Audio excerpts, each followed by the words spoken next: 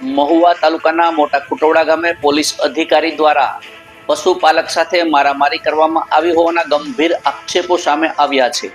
નમસ્કાર, સહજ ન્યૂઝ સાથે હું છું ગોપાલ ભેસાણિયા. અમરેલીથી અમારા પ્રતિનિધિ સંજય વાઘેલા પાસેથી મળતી માહિતી મુજબ ભાવનગર જિલ્લાના મહુવા તાલુકાના મોટા કુટોડા ગામના રહેવાસી પશુપાલક ભાવેશ ચોહલા પશુચરણ માટે બહાર નીકળ્યા હતા. તે દરમિયાન પોલીસ અધિકારી ગાડી લઈને પસાર થતા હતા ત્યારે રસ્તામાં અચાનક ભેંસ આડી ઉતરતા મામૂલી બોલાચાલી થઈ હતી. આ સામાન્ય બોલાચાલી બાદ પોલીસ અધિકારીઓ ઉશ્કેરાઈ ગયા હતા અને ભાવેશ ચોહલાને માર માર્યો હોવાનો ભાવેશ ચોહલા અને તેમના પરિવારજનો દ્વારા ગંભીર આક્ષેપ કરવામાં આવ્યો છે. આ ઘટના મોટા ખુટવડા પોલીસ સ્ટેશન પીએસમાં પીએસઆઈ જાદવ, પોલીસ અધિકારી જાડેજા તેમજ એક વ્યક્તિએ માર માર્યો હોવાના આક્ષેપો કરવામાં આવ્યા છે. મારામારીના કારણે ભાવેશ ચોહલા ગંભીર રીતે ઈજાગ્રસ્ત હતા. તેમને લોહી લુહાણ હાલતમાં સારવાર અર્થે હોસ્પિટલમાં ખસેડવામાં આવ્યા હતા. બીજી તરફ પોલીસ તંત્ર તરફથી એવું જણાવવામાં આવી રહ્યું છે કે પોલીસ અધિકારી અને પશુપાલક વચ્ચે ઝપાઝપી થઈ હતી તેમજ આ વચ્ચે ઝપાઝપી થતા આ ઘટનામાં એક પોલીસ અધિકારીને પણ ઈજા પહોંચતા તેમને ખાનગી હોસ્પિટલમાં દાખલ કરવામાં આવ્યા છે. સમગ્ર મામલે હાલ સુધી કોઈ પણ પક્ષ તરફથી ફરિયાદ નોંધવામાં આવી નથી. ઘટનાને લઈને સ્થાનિક વિસ્તારમાં ચર્ચાનો વિષય બન્યો છે અને નિષ્પક્ષ તપાસની માંગ ઉઠી છે. રિપોર્ટર સંજય વાઘેલા, સહજ ન્યૂઝ, અમરેલી. નામ ભાવેશ રાઘવભાઈ ચોસલા, ગામ મોટા કુટોડા, તાલુકો મહુવા, જિલ્લો ભાવનગર. આજ તારીખ કેટલી છે ભાઈ?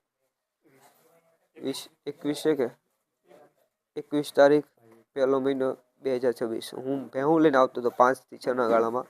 આગળ ટ્રાફિક હતી, માણસોની અવર જવર હતી. રસ્તો સાંકડો હતો કે એમાં એક બાજુ જ માલ નીકળીએ કે બધી બાજુ માલ ના જઈ શકે. સાહેબે પીએસએ સાહેબ બધા પાછળ એને કીધું કે ભાઈ એક બાજુ તારે. મેં કહ્યું સાહેબ રસ્તો આગળ સારો આવે ને એટલે તારવી દો એટલે 2 ગાડી નીકળી જાય. તો એ ગાડીમાંથી ઉતર્યા ને સીધી ગાડી મીડા બોલવા અને જેમ મન ફાવે એમ ગાડી બોલવા મીડા સીધા મારી પાસે મોટો કાટલો પકડ્યો અને ઢીકા પાટા જેવું શરૂ કર્યું. એમાં કાંઈક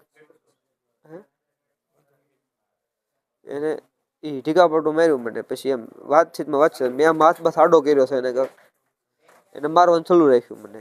પછી એ બાબતે બસાવ કરતો હતો મારો, બીજું કઈ નતું થયું. પછી એમાં બસ એને મને મારવાનું ચાલુ રાખ્યું. એમાં એ થોડુંક એને વાગ્યું, થોડુંક મને વાગ્યું. એ લોકોએ મને માથાના ભાગમાં માર્યા હશે લગભગ 12 થી 13 ધોકા. બડો હતો મારા હાથમાં, મારો બડો લઈ લીધો ને મને માર્યો. હાથમાં માર્યો, અહીંયા હાથ દુખે છે, આ પગ દુખે છે, વાહના ભાગમાં માર્યા છે 12-13. પછી માથામાંથી આ 2 જીવ હાલત હતી. છેલ્લે અમુક સમયમાં 7-8 ધોકા માથામાં વાગ્યા એટલે મને બધું આમ દેખાતું બંધ થઈ ગયું. થોડાક ટાઈમ માટે સતે મારવાનું ચાલુ બંધ થઈ ગયું બધું. આમ જાણે કે બધું આમ આંખું બધી બ્લડ થઈ ગઈ હતી. માણસો બધા ઘણા હતા આજુબાજુમાં. એ લોકોએ મને નથી માર્યો. પછી અંતમાં હજી એક સાહેબ આવ્યા, એને પાસે લોખંડનો પેપ હતો અને એને મને લોખંડનો પેપ હોય તે માર્યો.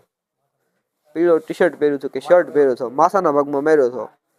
જાડેજા સાહેબ નામ છે, ભાઈ કહે છે એ પ્રમાણે. અને 15 તો ટાંકા આવેલા છે. લોહી કેટલું નીકળી ગયું કોઈ માપ નથી.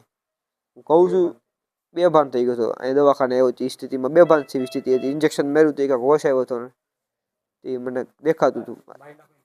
હા, મારી નાખવાની ધમકી આવી હતી નહીં. એ સાહેબ એવું હોય તે બોલ્યા કે ભરવાડોને હેનો પાવર છે, શું છે ભરવાડોને, બળ હેનું છે તને? એ કે હું જોઈ લે તને, એ કે મારી નાખીને તું એ કે જીવતો નહીં રહે, તારું સરઘસ કાઢીને બંદૂકની ગોળી મારી દો એમ કીધું. અને એ એમ કહે કે ભરવાડોને મારી નાખું એટલે ભરવાડો હારે શું કહે પર્સનલી દુશ્મની છે?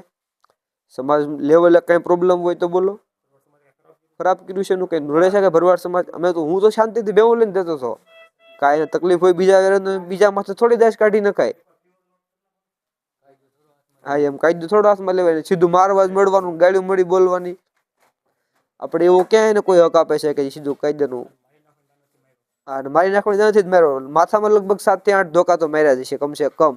7-8 ધોકા હોય તો મને યાદ હતું. પછી જ મારું આમ બેભાન જેવું છું. પેપ તો માર્યો, લોખંડનો પેપ માર્યો.